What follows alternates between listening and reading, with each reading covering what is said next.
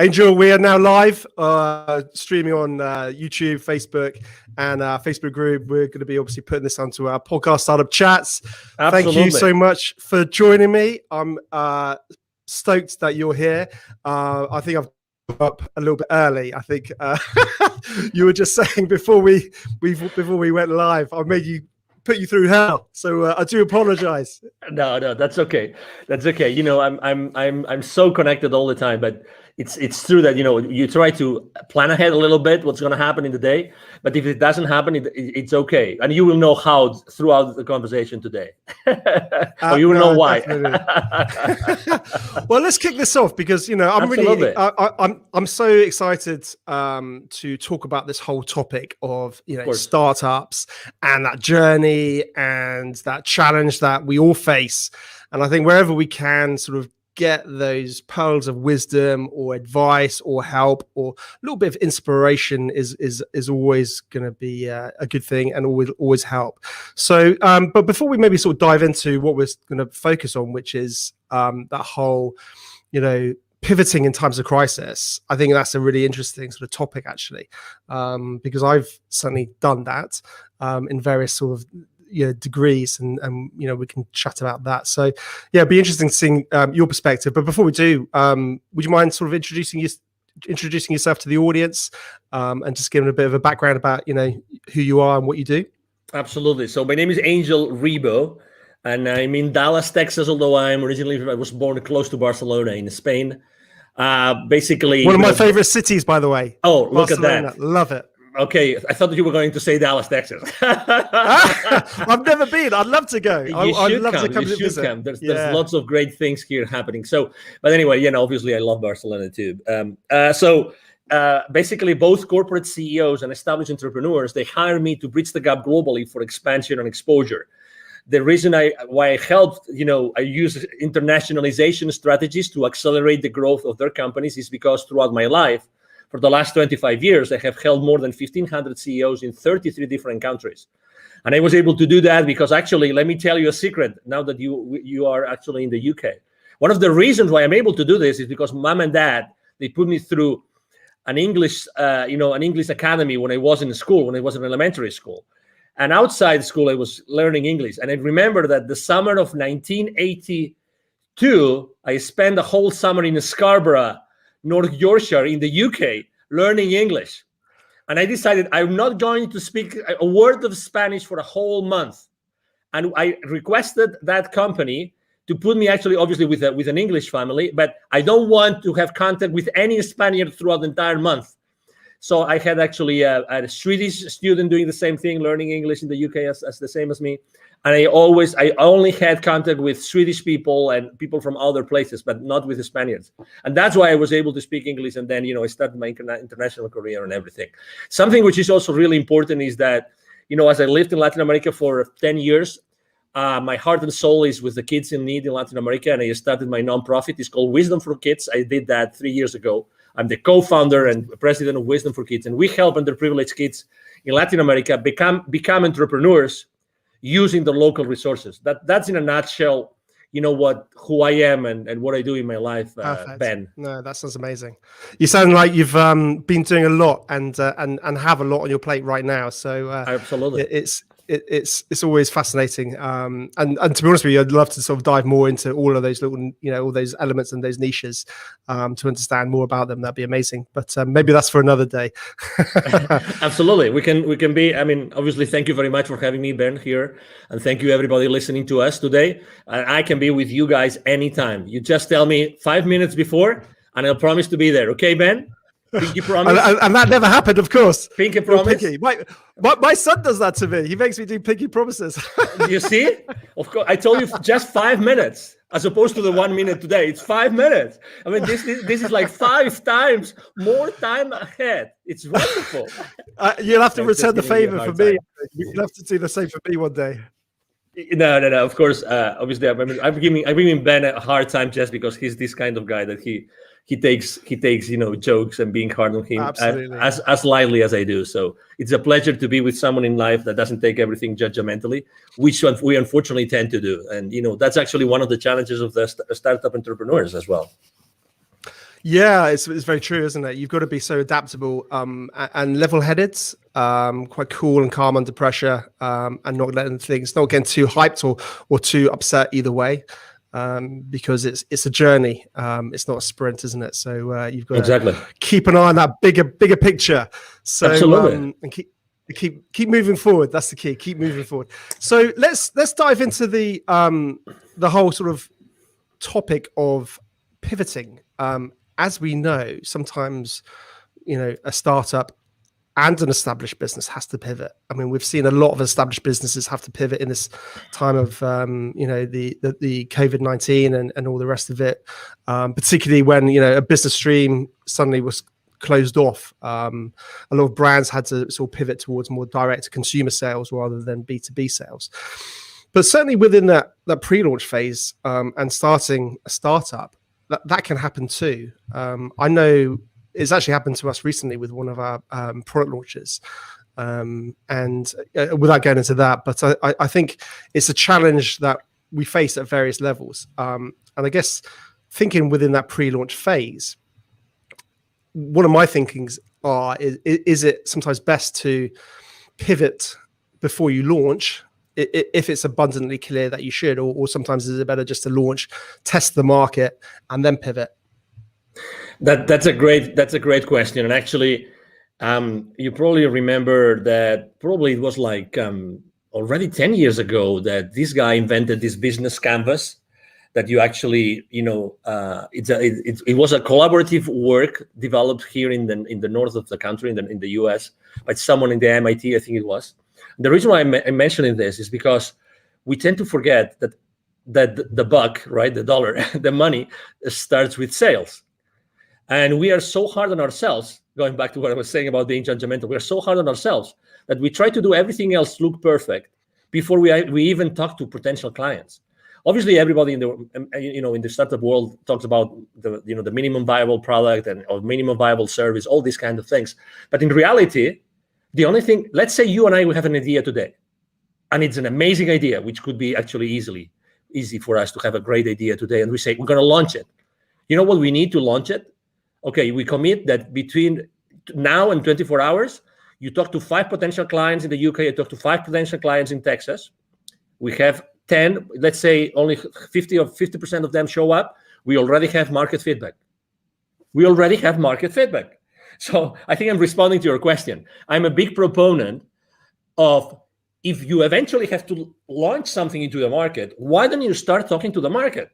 And it doesn't have to be perfect. You have friends, you have former colleagues, you have relatives, you have neighbors, you name it. You go to a store, you go to a coffee shop, you talk to the guy which is serving you, the bartender. You can even ask that person for their feedback about what you want to launch. So to your question, my main business mantra is take imperfect action now. That's me. That's my clients. Take imperfect action now. So definitely, I would reach out to the market first, and then I would start strategizing about what's the best way I can launch or pre-launch my product or my service or my company or my venture. But definitely, I mean, I have seen so many people wasting so many hours, so many days, so many months perfecting something before even talking to someone in the market to see if that would fly or not. So that's definitely my response to that. No, it's very true. I think within a good pre-launch phase, speaking to the audience is absolutely critical, because like you said, too much time can be wasted on tech development, and your whole bubble of one, an opinion of one is always dangerous, as they say. So I think there's no doubt. But it's interesting, as talking about the pivoting challenges. We faced a technical challenge, for example, and I was thinking about, I wonder if you could sort of categorize those problems, whether they're it's the challenge of or the wanting to pivot because of technical challenges, and you realize that initial angle is closed off to you. For example, you need to feed in, you need something with you're relying on a third party, and then suddenly they cut off their service, and your whole product roadmap was and the USP was around this collaboration. So you're relying on a third party, and then suddenly they pull the rug from under your wheels. when that happens, clearly you need to pivot because you can't really launch to market without it. But I think one of the mistakes, and that's something that we've recently found. So we're having to do a slight pivots in terms of our launch, one of our products that we're releasing, in terms of just realigning some of those core elements. Interestingly, we had, and it's still ongoing, is another product launch, which started way back when, and that was my thing. And I think I made those exact same mistakes that you talk about, and you shouldn't make, which is, it's got to be perfect. It's got to be perfect. Just one more thing. Can we just do this feature? And then suddenly it becomes like a monster. And I think that has been a huge frustration for me, certainly, is not getting something out of the door. So it's interesting, isn't it? The pivoting can come for different reasons. But you see what? I mean, this is how I typically don't curse on podcast interviews, but I don't know if I'm allowed to do it today. But we get so sidetracked by perfection, and you just described the perfection sidetrack. That you wanted to do this additional feature, this additional thing that would make this offer like magnificent, like extraordinary, it's spectacular, right? But suddenly you get so into the trenches of that thing, But in reality, guess what? And I've seen that last year. I saw that with many technologies and many providers saying, we're not sure if we're going to be around for a long time. But guess what? The difference between the technologies that I kept on working with or the others that don't, because maybe they were scaling down, downsizing, whatever, is the attitude of the customer service people, the support people. So even if their product wasn't perfect, I stuck with them because their customer service, the attitude of the support team was flawless. They were really genuine human beings that were there to serve me. When someone is really acting from within, being really present and saying, hey, this is what we have. This is what we got. We know that you are going through challenges. We are also going through challenges. I'm going to spend probably, it's going to take for me 3-4 times longer to respond to your ticket, but I'm still going to be here, and I apologize ahead of time. So setting up expectations, Ben, is so important. It's so important. I'd rather work with someone who has a not so, let's say, mature technology, or not such a comprehensive technology or service, but their relationship with me is so human, is so empathetic, because I really value that, and I'm going to connect with that person much more in depth. It's so interesting, isn't it? Because ultimately we start talking about the whole branding element of a business, of a startup, of an entity. What are the core values of that business? How does it want to interact and engage with its customers and clients on board? And I think we then start sort of diving into that world of the community, building a community, and whether that's, I guess, having a really good call center or team that respond to tickets and problems, or even I've seen really interesting communities built up on like Facebook groups where startups are really engaged with their communities. And I think having that authenticity and that dialogue, that's the key, isn't it? Like you touched on, it's that dialogue to say, hey, Angel, we're working on it. This is our tech roadmap. This is what we're working on. We're struggling. We're trying to get things off the ground. We're bootstrapping it, or whatever it is. And then you can feel, more of a passion towards that brand and company, and see the face behind it. Yeah.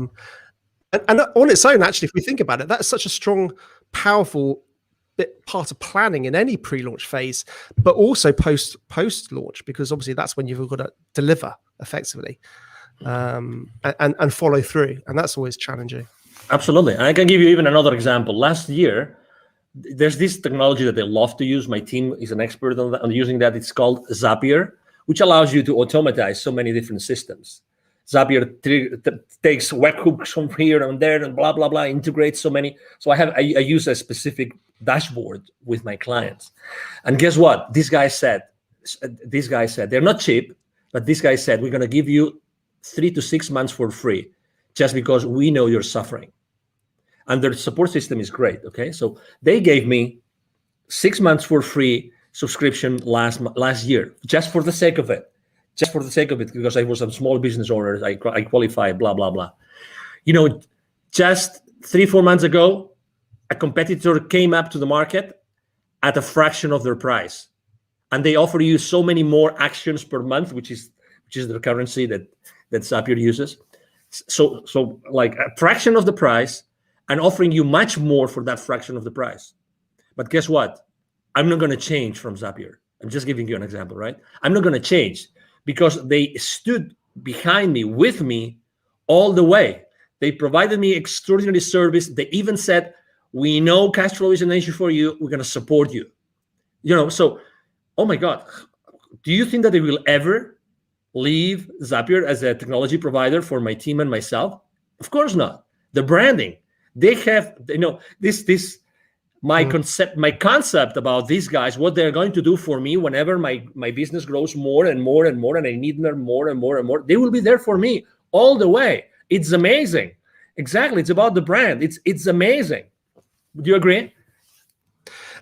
100%. And it's interesting, isn't it? Because I guess if you've got that strong narrative, that strong brand, that's good, that story that people buy into, if you do have to pivot, then it's much easier to bring them with you, because I guess you can again have that honesty and say, hey, listen, we're having to realign our business model. We're having to do this. Come with us. And when that pivoting moment does come, I'm guessing that's a lot easier. Yeah, it is because again, you trust them. You have already developed that relationship. It's all about expectations, Ben. I mean, really setting up the right expectations is so important at all levels. We tend to, there's a concept I use both when I coach personally the CEOs and when I work with in business, when I'm doing business consulting, which is a secret contract. And think about it. This concept of secret contract is just brilliant. With every single person that you have a relationship with, Ben, and everybody listening to us, with every person that you have a relationship, there's a lot of things that you've never shared with that person, but you expect from them. You've never spoken about those things, but you expect from these people a certain things. And the other way around. You've never talked about that with them, or they never talked about that with you, but they expect things from you. And that even happens with your business, with your family, with your partner, with your life partner, with your kids, with your father, mother, with your siblings. There's always those things that you expect from them, but you've probably never asked them or talked with them about them. That's why setting expectations is so important in the journey of an entrepreneur, of a startup CEO. Setting the right expectations with everybody, with all your stakeholders, is so important. And just with that, you are building, just with that very simple thing of setting the right expectations, you're starting to build a very strong brand. You will never be in denial. You will never sweep things under the rug, ever. You will always be there because you are very clear on the expectations. That's so important. And it's so easy to do. But in reality, we don't do it. No, it's interesting, and I think you hit the nail on the head, because it also is very similar to just old ways of doing business well. We're talking about digital businesses, online businesses, and all the rest, but it's about doing business well, and it's always been the case. Whenever you're dealing with a client, setting expectations, whether it's timeframes or what you can achieve by when, and being realistic with that rather than over promising. If you can set a realistic expectations and actually over deliver and things like that, it's just simple things, isn't it?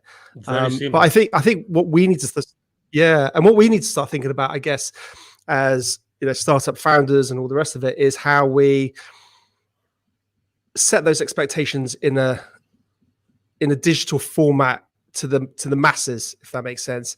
How do we communicate that? And that might be simple as just, I guess, creating a Facebook group about your business and start talking about it, and then setting those expectations. It's interesting, actually. I've started to sort of observe the technology side of. By the way, I don't want this to get into some crypto sort of video here, because there's plenty of those out there. But it's interesting the technologies behind it, and some of those guys who are leading those technologies. and the way that they build community, and the way that they engage and constantly keep their audience who are interested updated. The one that springs to mind, if I'm honest, is probably I'm going to forget his name. The Cardano founder, Charles Hodgkinson, something like that. I can't remember off the top of my head. And he's constantly sort of talking about Cardano and what they're doing and all the rest of it. And that's when you just think about it for, I guess, your own business or your own startup it's interesting lessons that you can possibly take for yourself post-launch, but equally, I think pre-launch, and start getting a bit of hype behind it before you even go live potentially. When should a business, I guess, not pivot? That's an interesting question.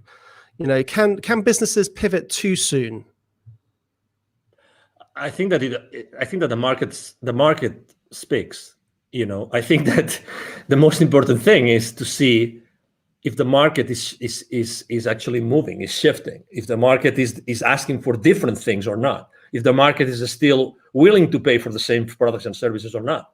That's the question. It's not about us. It's about the market. It's about, is there a new market being created? Is there a new community being created they're going to want specific things? So that's the question. I think that you have to really put the thermometer in the market. You have to have those conversations, those imperfect conversations with your potential clients, and see, hey, will you keep on paying for this? Do you still feel the value? Do you still feel the value in these kind of products? Or right now, what's happening now, what do you think is going to help you go to the next level? How many times, honestly, think about this, Ben. How many times before you sell to a client, you actually tell them this: I know I'm going to be part of your problem when you place the PO with me, because you're going to put X amount of money on my pocket and you will have nothing in return. My commitment to you is that I will make as much as I can to return on your investment. But how many times you have told that your clients, I care so much, I know that I'm going to be your problem right now when you place the purchase order, right? And I also care, I really care about how you are going to recover that investment. These conversations are very uncommon and kind of conventional, because they are uncomfortable, because we think, oh, maybe someone doesn't place the PO, right? It's very similar to, as entrepreneurs, when we start niching, and we start thinking of what's the right way to position, what's the what's that sentence, that pitch sentence, that statement that we use when we're trying to craft it, that we're always between this 30,000 level feed, copywriting, or onto the ground level copywriting, right? We're always trying to bring as many people as possible to our world so they can buy, or we niche down so much so that we really speak clearly to someone who are really the people that we want to serve, right? We also move in that space. You see, it's the exact same thing. Obviously, I think we have to be extremely precise, because we really want to serve someone, and we want to serve this someone really, really well, right? So to your question, again, definitely there's a moment where you have to decide if it's the right moment to pivot, or if to pivot or not. But again, it's all about who you are serving. Let me tell you an example. What could you say has happened last year with 7.5 billion people? If there is one factor that had all 7.5 billion at some point, it's fear. Okay. I'm not talking about politics. Okay. I'm just saying what it is. There's never been more fear in the planet like last year. Okay. And maybe it continues this year for whatever reason. Okay. I have been building bridges. You are a public figure. I'm a public figure. We're here to build bridges. We're not here to fracture the society. We're here to actually help everybody come together, get together, and make this world a better place. That's why you're doing what you're doing. 100%. That's what I'm doing. Exactly. Right. So, but still, if there's fear, think how you can help everybody. If you know that everybody's going to be in fear, why don't you talk to your market and you double check that that's the reality, and double check if that fear is going to move the needle for what they need. They may need some additional personal support. They might need, support for specific areas in their business. Right? Is that fear going to affect the existing clients or not? Is it going to affect will you have to deliver your product or your service in a different way? Again, it's all about the market. It's all about the people, how they feel. It's all about human beings. It's all about human beings, how they feel inside. They're going to make the purchase decision. The buyer, decision has it changed? Are there different criteria? The purchasing criteria of our clients, has it changed? The decision process, has it changed? It's all these kind of things that you have to think about before you decide to pivot or not. Yeah, no, definitely. I mean, that's an interesting point. Has it changed? I mean, ultimately, their buying decision might not have changed, but the way that they buy it may have changed. They might not be able to go into the shop like they used to. So, how can you deliver that product or service in a format that they can still access? Because they may well still want it. We've seen that, haven't we, with gyms? Gyms have got, people can't go to physical gyms in the UK. I'm not sure what it's like in America, but so people are having to think about, how can I deliver that course online effectively, because those people still want that. And you're 100% right. And I think this goes from pre-launch and carries on continuously forever, is knowing your audience. You touched on that, and listening to your audience. But it's really easy to say that. Well, people think, oh, my audience is everybody. And I think it's so important. And you touched on it. You got to really drill down on who you want to help. And know that market inside out, and that can change. But absolutely. I think have a focus where it is right now. Going back to the is there a right time to pivot? It's interesting because I completely agree with everything you're saying, but part of me also wonders whether you can be too soon. You can be an innovator, and you could be creating something that the market's never seen. So people don't necessarily sometimes know that what you have is going to help them. And that's an interesting challenge. We're seeing a lot of this actually in various sort of technologies. Things are coming out all the time. But you might not get that initial traction. I agree. But it all comes down to, as you know, people buy from you what they want, but you know what they need, right? I mean, you define a transformation path, right? You define the transformation path. You talk to them with your pitch. You talk to them to find them where they are, and then you describe a transformation path, and you are selling them the transformation and the final destination of that transformation, right? You got to tell a good story, haven't you? Yeah, exactly. But again, I think that we make a decision as entrepreneurs. We make a decision every single day of what we talk about and who we talk about. At the end of the day, if you are able to describe that transformation, they might not know, they know what they want, but they don't know what they need. So you're still able to sell to them what they need if you are able to position it as what they want. Okay, so obviously there's this very famous book that you've probably read, The Crossing the Chasm, about technology adoption. Very old book already, like 20 years, 30 years old. I'll be honest, I'm a really bad reader. I'm honestly, I'm so okay. No problem. So I'd love to be a big reader. I really would. It's okay. Crossing. It's okay. Crossing the chasm. So it basically states, when a technology is ready to go to the majority, to not only to the early adopters, so to the majority, right? So it talks about that. So yeah, exactly. So regardless, probably in the beginning, your price point will be at a level that it still justifies the profitability that you need in the company. You know what I mean? But at the end of the day, it's always the same thing. Are you able to position what your clients want from your pitch so that you give them what they want? They buy what they want, but you give them what they need because you are the expert. You are the subject matter expert. You're giving them what they need because you know more about that, because you are the expert. And obviously expertise is one of the most important things when you're pivoting, right? I mean, are there areas of expertise that you probably have not pitched enough to your audience? That's an area of, as you know, of innovation and being ahead of the curve and being creative and all these kind of things, and I think that also as entrepreneurs, when we are in startups, I think that we all the time we see new things. We are ahead of the curve. I mean, we really see those innovations because when we push so hard and we do so many things for so hard because our life goes on it, right? So eventually we discover many other things and new ideas and new horizons open up for us.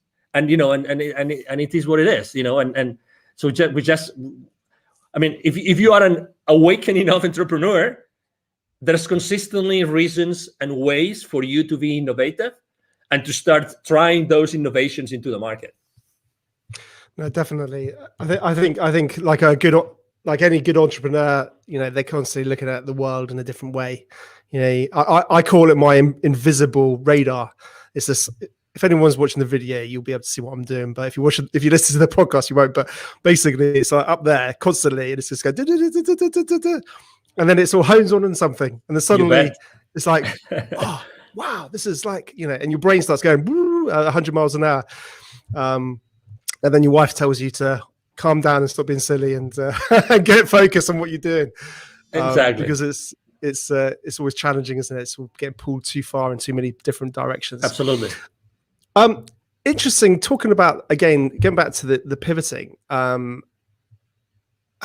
think when somebody needs to pivot, having a good personal brand makes it a lot easier to pivot. And I think sometimes lots of business owners don't really focus on their personal brands.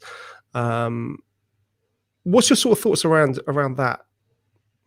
Well, I think there's two. This is a two-way street, right? Because you want to have a very strong personal brand, but at the same time, you don't want to be the main constraint on your business, right? So you have to be careful, okay? Because you obviously want to have a whole, system, people that will support you in delivering all that, okay? So the personal brand is very important, but also make sure that in the delivery of your products and services, you are not a constraint. So that's the number one thing.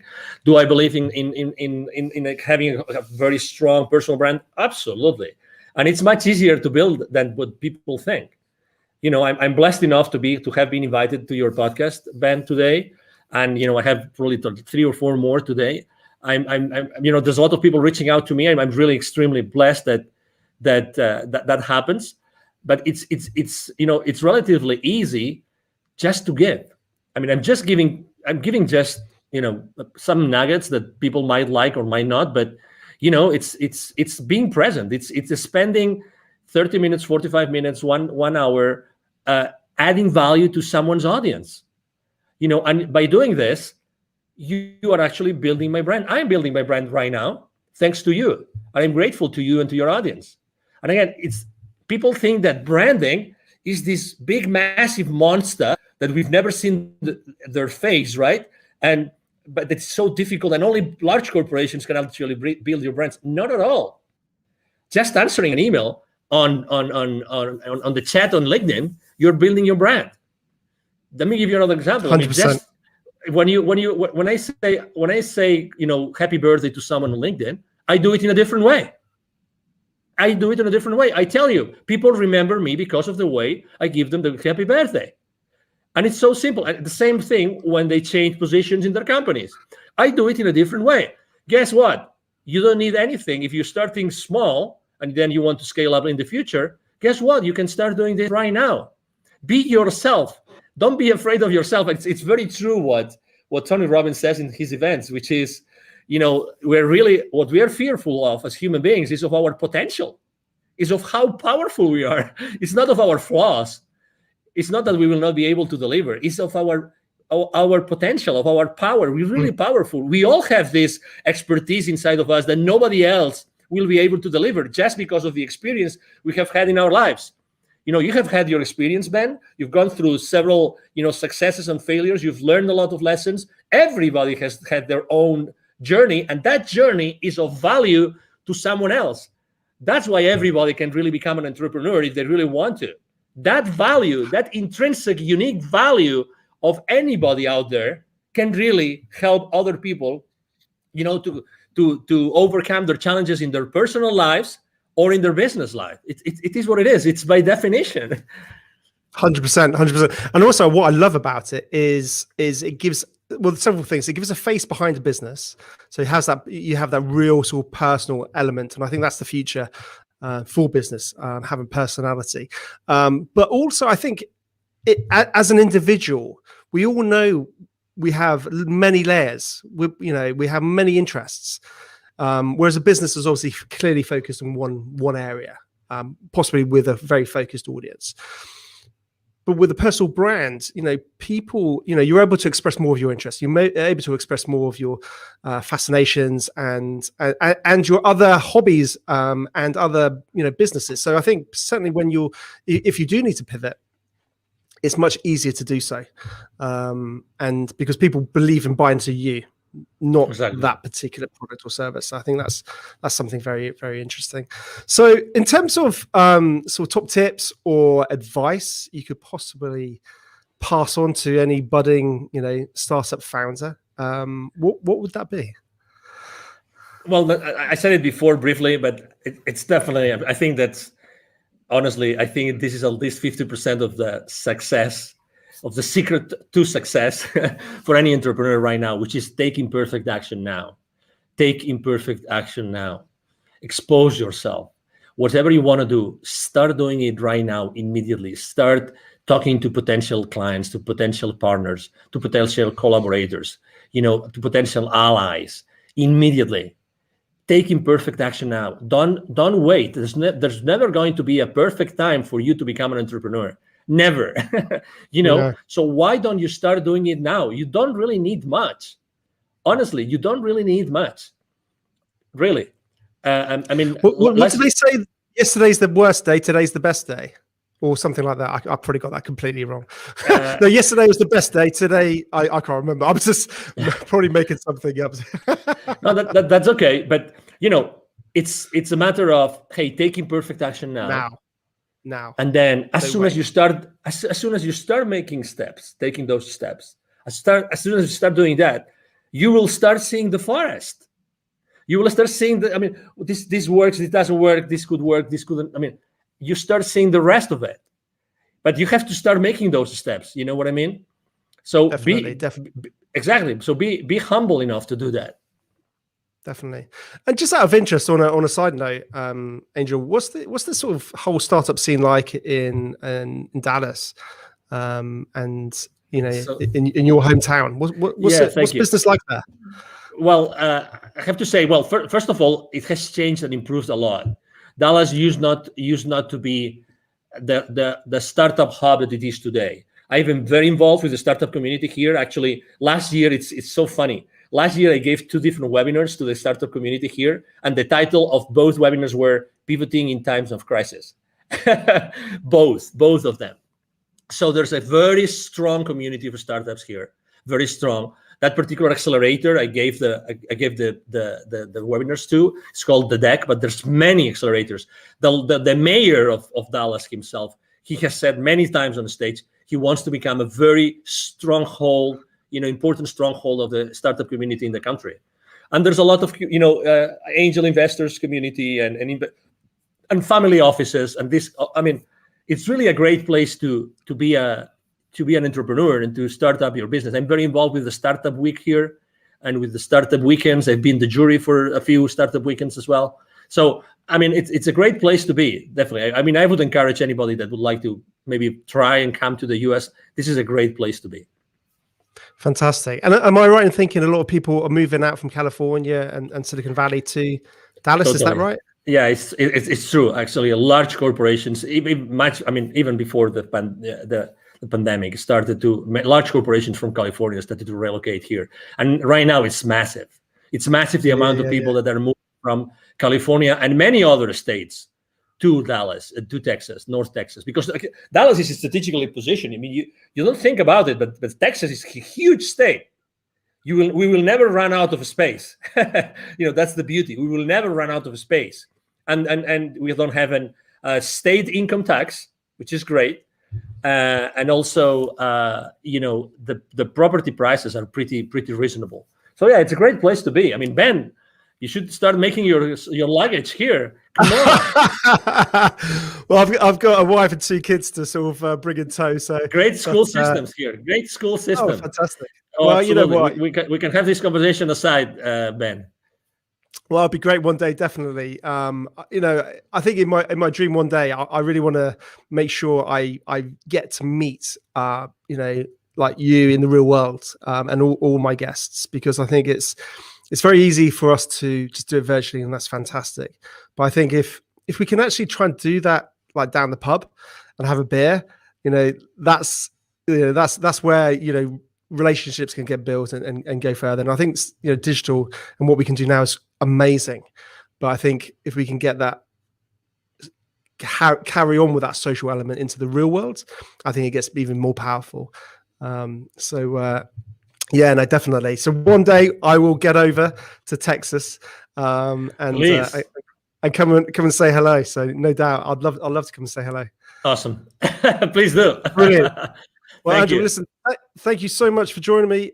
It's been a real pleasure. Fascinating to chat about pivoting and some of the challenges and all the rest of it. And you take care and have a great day. And you too. Thank you very much. And if I may, just to tell people how they can find me. Absolutely. Okay, so again, my name is Angel Ribo. Last name is R-I-B as in boy O. R-I-B as in boy O. B as in boy O. The easiest way to reach out to me is to send me an email to angel as in heaven, angel@angelribo.com. Okay.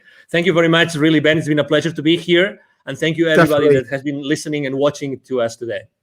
100%. I'll put all your links in all the show notes and all the rest. How kind of you.